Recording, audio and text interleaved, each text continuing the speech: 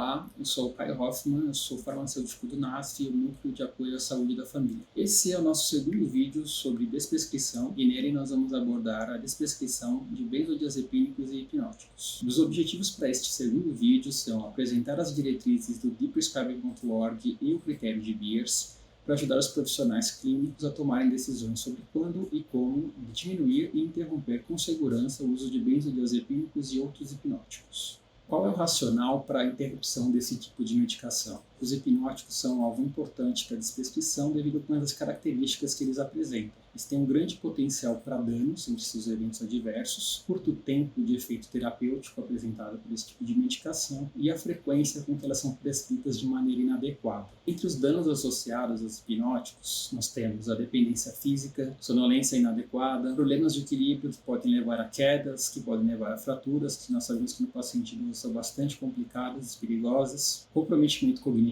distúrbios de memória que incluem amnésia anterógrada, comprometimento funcional e acidentes de trânsito, tanto quando o paciente é um condutor ou o pedestre pode ficar predisposto a sofrer algum tipo de acidente.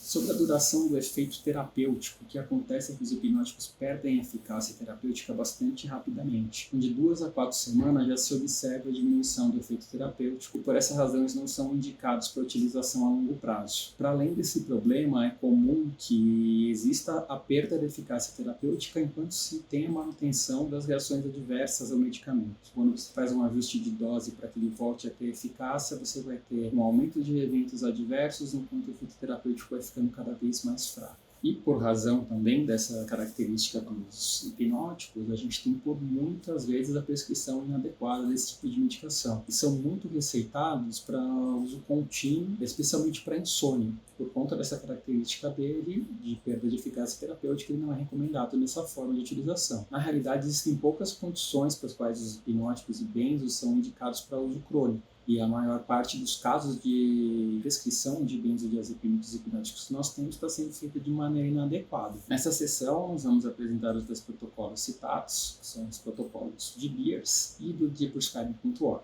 A gente vai iniciar pelo protocolo de Beers. Lembrando que o protocolo, o critério de Beers, tem como foco o paciente idoso e maior de 65 anos de idade. E para esse tipo de paciente, a recomendação do critério para benzos e hipnóticos é que se deve evitar fortemente. A razão disso é que os idosos têm uma maior sensibilidade ao efeito do hipnótico e têm um metabolismo diminuído, especialmente para os agentes de longa duração. Todos os hipnóticos têm um aumento do risco de comprometimento cognitivo, de delírio, de queda, fraturas e os acidentes automobilísticos. Ele pode ser apropriado para alguns casos bastante específicos, citados dentro do critério, que são alguns distúrbios convulsivos, distúrbio comportamental do sono REM, na abstinência de benzodiazepínico ou de álcool, e nos transtornos de ansiedade generalizada graves e anestesias pré-procedimento cirúrgico. Já no DePrescribing, lembrando que é um critério mais generalizado, ele trata para todos os pacientes adultos, né, de 18 a 64 e os maiores de 65. A recomendação para os maiores de 65 anos é que se reduza a dose lentamente, isso é uma recomendação forte, né, com o objetivo de cessar a utilização dos hipnóticos. Já para o paciente adulto de 18 a 64 anos de idade, são para aqueles que utilizam os hipnóticos mais de 4 vezes na semana por mais de 4 semanas, e a recomendação é também a redução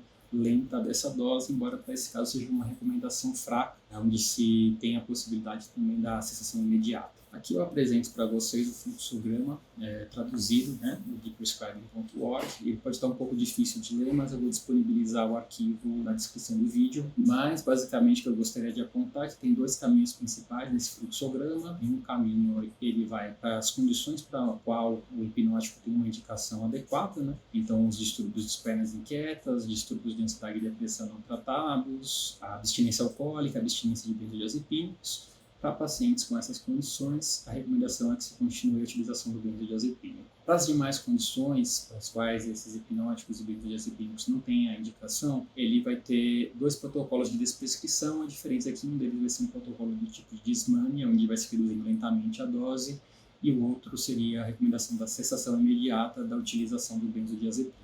E na segunda parte desse protocolo traduzido, nós temos aqui a apresentação das principais medicações que nós temos disponíveis aqui no Brasil, né, embora não todas disponíveis no SUS, um pouco sobre os eventos adversos associados, e ele fala sobre o engajamento de pacientes e cuidadores para se obter a adesão a esse protocolo de desprescrição, fala sobre o desmame dos benzos, o manejo comportamental da insônia, e indica a utilização da terapia cognitivo-comportamental, que infelizmente a gente sabe que é pouco disponibilizada dentro da rede pública.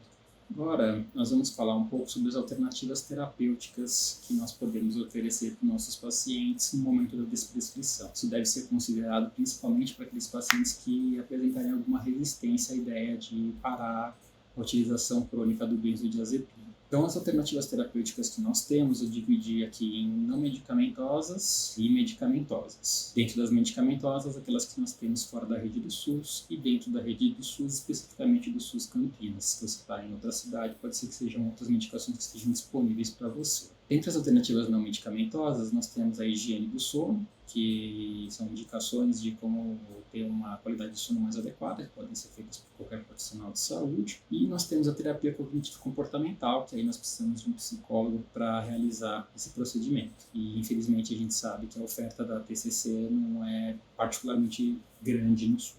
Dentro das terapias medicamentosas que podemos ofertar, assim, fora da rede SUS, nós temos a melatonina, que está classificada hoje como um suplemento alimentar, e agonistas de melatonina. Essas medicações não têm as contraindicações que o benzodiazepínico tem, podem ser indicadas para uso crônico e insônia, e o perfil de eventos adversos dela é bem mais tranquilo, bem menos perigoso do que o de benzodiazepínicos, né? Mas infelizmente eles não se encontram dentro da rede do SUS, mas ainda pode ser considerada oferta caso você esteja atendendo um paciente que tem uma condição monetária melhor. Já dentro da rede SUS, o que nós podemos ofertar seriam dois antihistamínicos de primeira geração, a prometazina e a dextrorfeniramina, que tem como efeito adverso a sonolência. Então, ele pode ser utilizado em off-label para insônia. A prometazina é bastante utilizada no contexto de pronto-socorro e hospital para melhorar a eficiência de outros anestésicos e sedativos. É uma medicação bastante conhecida. Mas são medicações que não estão indicadas para